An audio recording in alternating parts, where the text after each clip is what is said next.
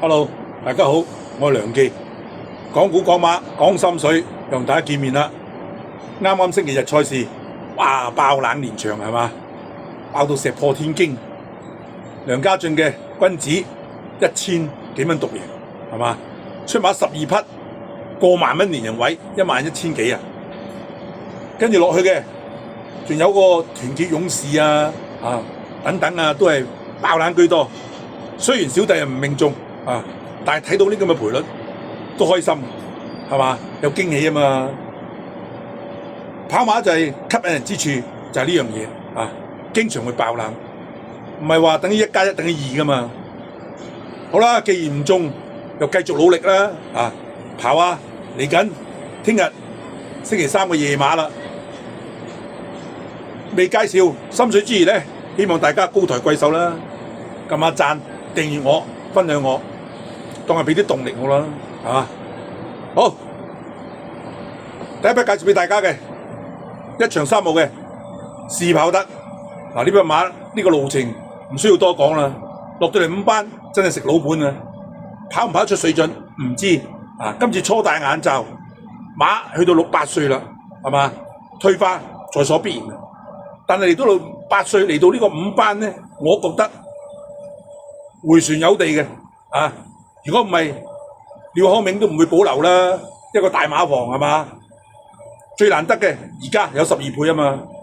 其他馬嘅你唔知佢個鬥志點樣係嘛？但係呢匹馬你唔需要懷疑啊嘛，佢路程亦都有表現係嘛？咪就冷皮當 win 到咯，我會咁睇咯。第二筆介紹俾大家嘅2場3號嘅添開心呢匹馬。今季經常都係報1000，亦都係佢跑得最好嘅路程。但係唔好忘記，佢係1200米起家㗎，沙田萬花谷。所以咧，今次跑1200米，擺到報文上去五棚次，啱禮拜3、禮拜日害到我損手爛腳啦，係嘛？呢匹馬而家有20幾倍喎，呢場馬快馬唔係太多嘅啫。如果佢出閘可以守到4、5位咧，我相信入到直路嘅有啲機會嘅，都係嗰句啦，有20幾倍報文，值得一搏啦，值得一試。好，跟住落去第3筆介紹7場1號嘅勁進非凡呢匹馬都叫做配合布浩文初嚟香港嗰陣搏輸咗韋達口黑面黑，都叫做半問題馬。如果佢係唔喺內欄，夠膽喺內欄村或者中檔村已經贏過頭馬㗎。咁無論點都好啦，今次再跑呢個1200米，好不幸喺咗12檔好多人眼裏邊都係知道沙田萬花谷1212檔真係好話冇聽，未跑已經輸咗一橛㗎啦，輸咗70%㗎啦。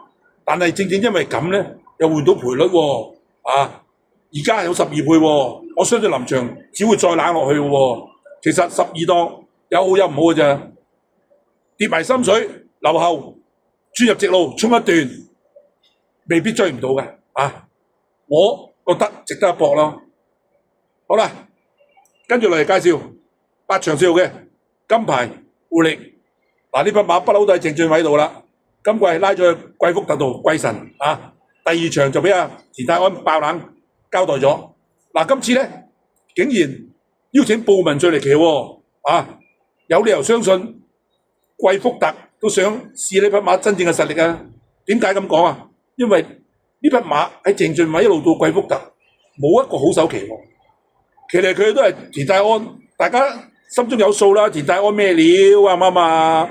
所以咧，今次擺布文上去咧，而家又有20倍喎雖然排咗檔係7檔適中啦。你話好又唔係好，差亦都唔係差。既然有咁嘅賠率。有咁嘅騎師貴福特都應該唔會保留嘅呢啲咁嘅中年馬，我搏呢匹。最後一匹介紹俾大家嘅9場3號智取神區周俊樂沈澤成，啱禮拜日鑑山吞嘅老鼠班就俾個君子劏咗咁無論點都好啦，呢匹馬喺呢個班次回旋有地難得嘅。今次沈澤成出一對馬。首選嘅就係呢場智取神區啦，而家又有10幾倍喎，15倍喎，啊，值得一搏㗎啦。過往係莫雅贏過佢嘅啫，啊，對上一場頭馬莫雅，今次周俊樂跑中長途後上一段，周俊樂嘅邊咧，我話你聽啊，相當之有實力㗎，啊，重邊嚟嘅，又睇下呢匹馬加唔加到應有嘅水準啦。喺度最後亦都恭祝聽晚大家旗開得勝，馬運亨通，下次再大家見面啦。多謝大家收睇，拜拜。